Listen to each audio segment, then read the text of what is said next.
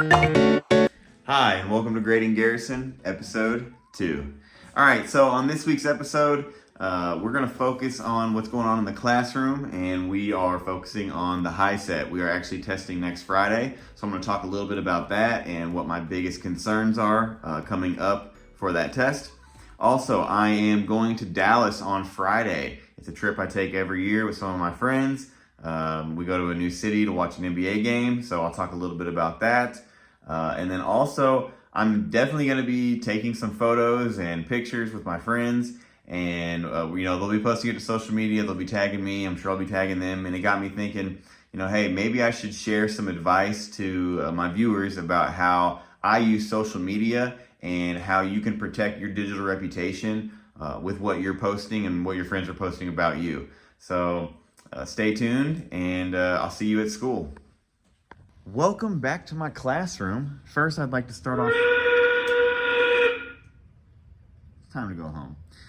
First, I would like to start off with a quick message brought to you by my students. Chiefs by a million. Let's go. Secondly, let's start talking about the high set. I want to tell you guys what my biggest worry on the high set is. It is not, are my students going to do well on the test? I don't worry about that. We have spent weeks practicing, studying for this test, making sure they are feeling comfortable and confident going into it. We've done all that we can to make sure that they are ready. So I don't worry about that. My biggest worry is, do they have all the documentation that they need in order to take the test? What do I mean by that? Their IDs. Make sure, if you are a new high set teacher, make sure that you are getting copies of your student IDs, or you are making a school issued ID that meets the standards of the high set. Because I'm telling you, you might have the most responsible student in your whole program, maybe the most responsible student that you have ever met. And I'm telling you, they are going to show up on test day and they're going to forget their ID. It's inevitable. It has happened to me multiple times. It's happened to me on times where we have driven an hour to take that test, and then we get there and my student doesn't have their ID. I have never allowed that to happen again. Real quick, because I'm walking to my truck and I'm thinking about it. I actually went and got a chauffeur's license so that I was able to legally pick up my students and take them to these tests, because so many of them, actually most of them, don't have a vehicle. Even though they have to be 17, the majority of them just don't have the funds or the access to that.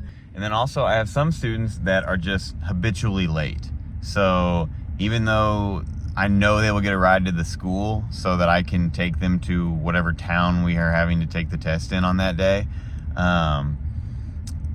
there's still a very good chance that they will be late and I will have to leave with my other students to go pick up that kid. So I don't know how I didn't think about adding that, but yeah, it was an issue. So I was like, let's just get this taken care of, go get that. I think it's a Class E chauffeur's license in Missouri, and now I'm legally able to drive my kids, my students, no problem. So prepping for a day gone is actually pretty easy for me. I don't have your standard substitute that comes in. My building is an alternative school, so we take a lot of students that sometimes are a little bit more difficult to deal with. I hate to even word it like that, but it is the truth. Some teachers just struggle dealing with our style of kids. So we actually just like to spread our kids out to the other teachers in the program.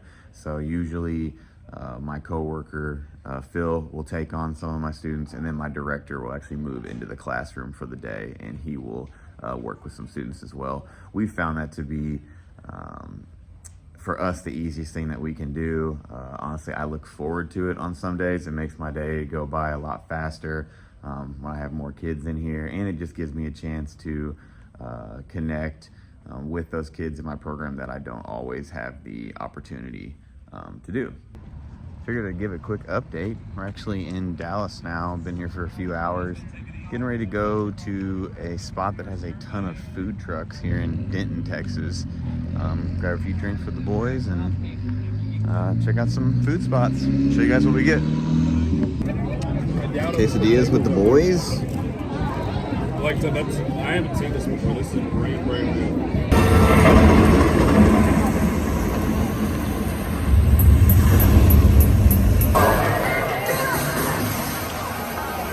One. Oh, sweet. Okay, back from Dallas, getting ready to watch the Chiefs play, and I got 3 tips to talk to you about managing your digital reputation as a professional and as a teacher. Number 1, maintain a professional presence.